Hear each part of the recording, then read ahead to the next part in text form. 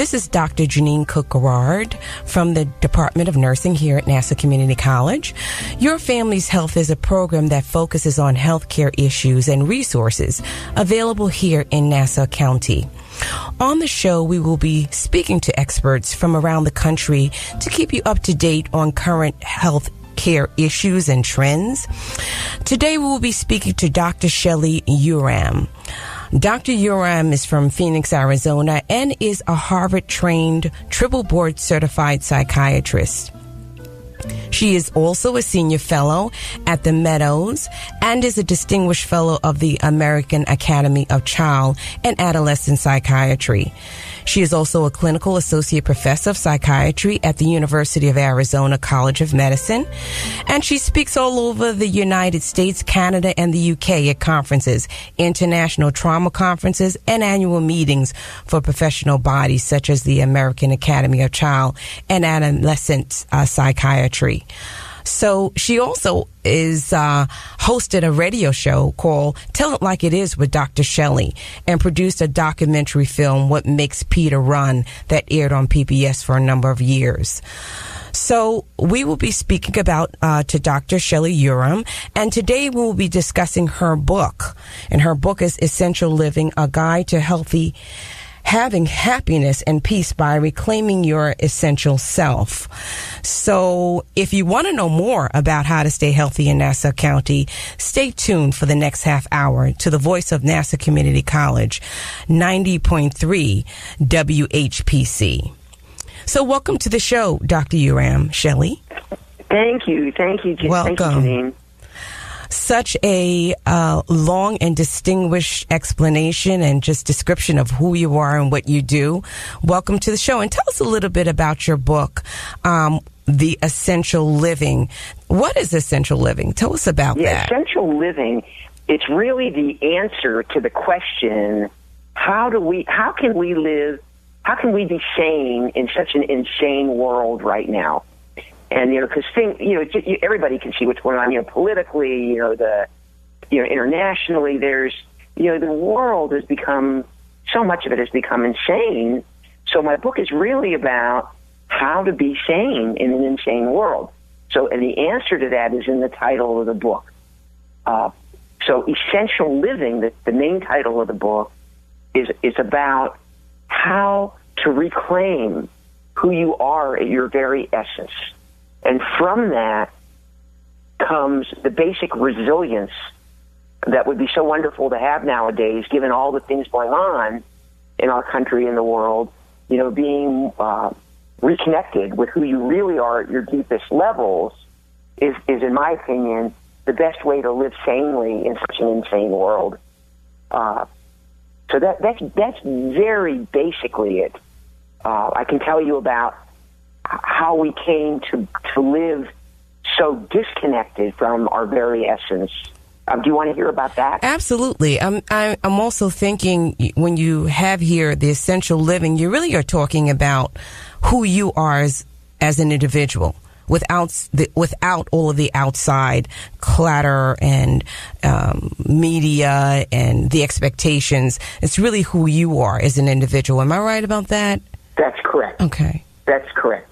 So, for many, many years in our country, many years, people didn't really have to pay attention to that, about who they really were, because, living was generally fairly comfortable. But the more uncomfortable the world outside of each of us becomes, our choices are to become more and more uncomfortable, or to look within, find who we really are, and be able to be much more comfortable. So with the world getting as crazy as it is, the silver lining in that cloud is that, there's now a push to look inside to find much more peaceful living. What in your professional and personal background led you to write this book? Well, I grew up with a long line of physicians. So in my family, there was a real expectation. I was number 3 out of 6 children, and there was a real expectation that everybody become physicians or something in the medical field.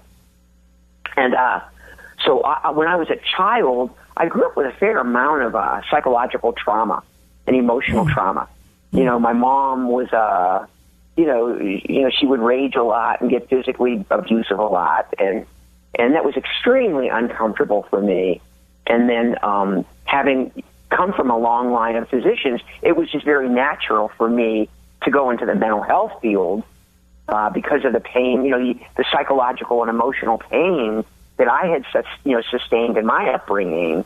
It was, just very natural then to go into the mental health field. And when I went into psychiatry, it wasn't so severely medication-oriented.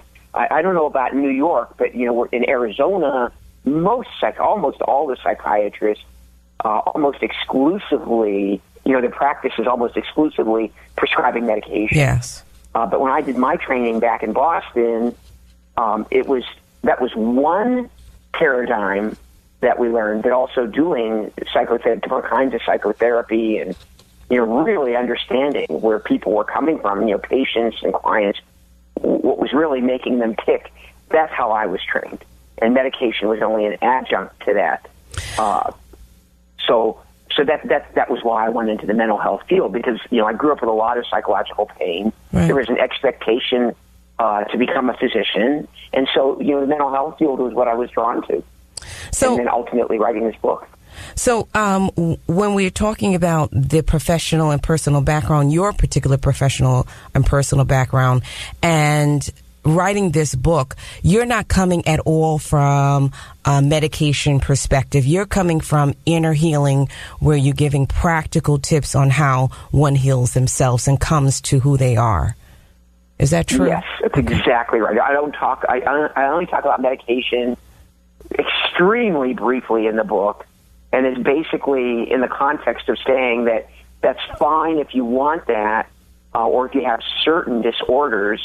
But the statistic that I have in the book is, about approximately 25% of American women in their 40s and 50s are on antidepressant medication. So that's a huge number. That's significant, yes. And so the book offers alternate ways of dealing with some of the stresses and strains that we all have, being in this world as it currently is, and being in our culture as it currently is. There's an alternative way, to deal with the suffering.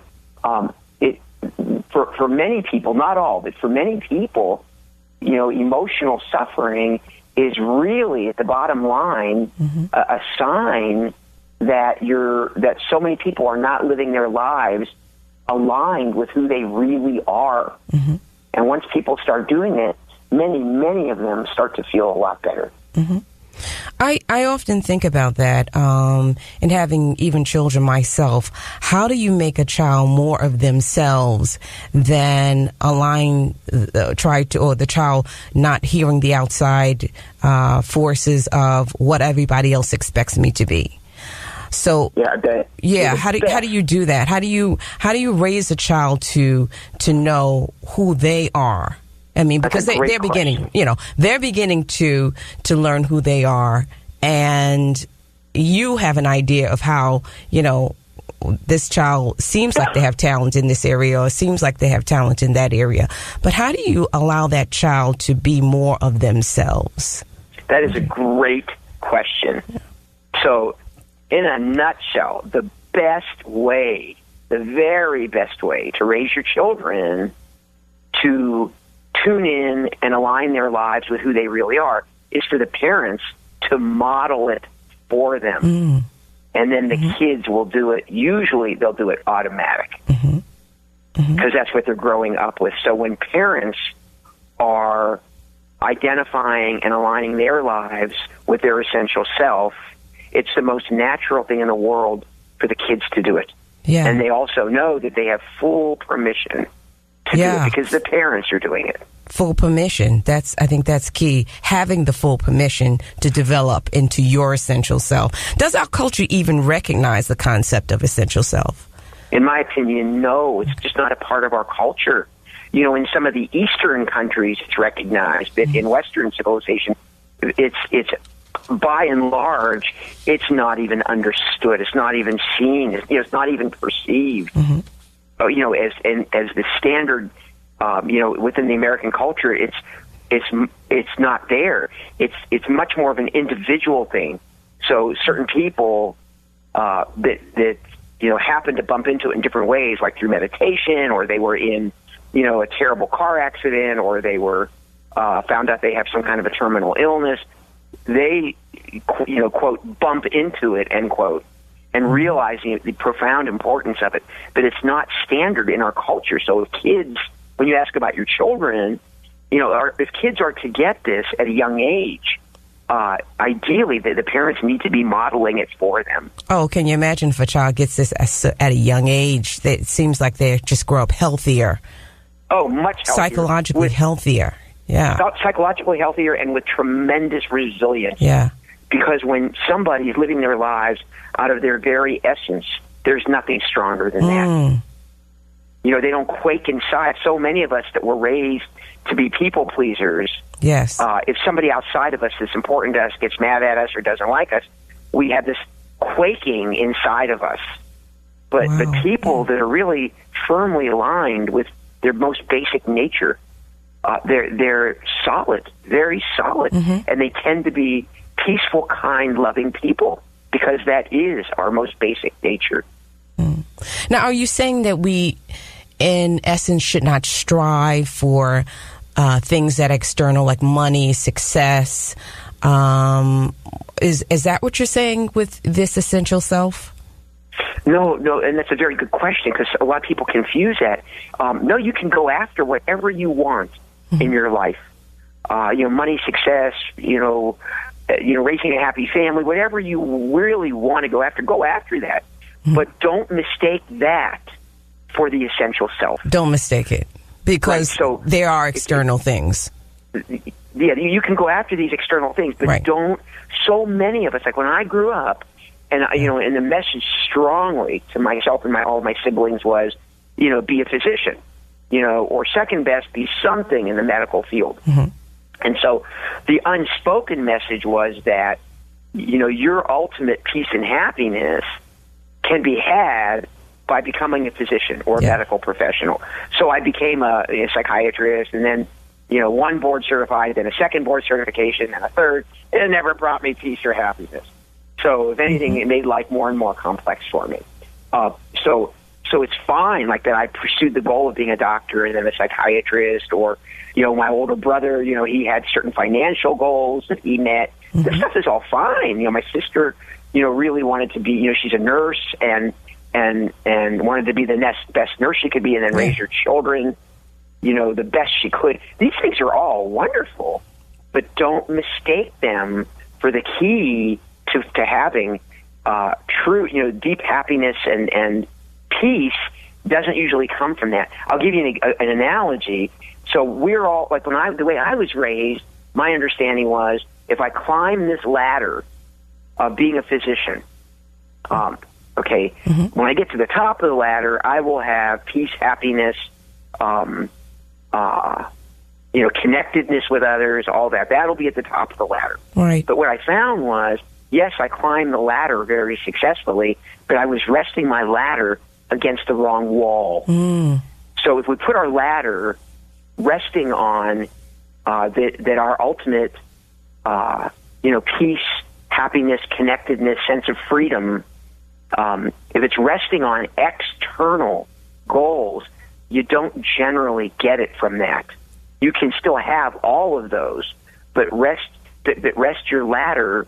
If ultimately what you're looking for is peace, happiness, connected, sense of connectedness and freedom, then you got to rest that ladder against the wall of your essential self, your core self, finding it and reconnecting with it. So, but then go after any other goals that you want, but don't mistake them for your key or your ticket to ultimate peace, happiness, freedom, and connectedness. It won't come from that. So not really, as you said, that analogy, the external, resting the ladder on the external rather than the focus being internal. We're going to talk. We're going to talk a little bit more about. We have to go to a break, but we're going to talk about that a little more, Dr. Uram.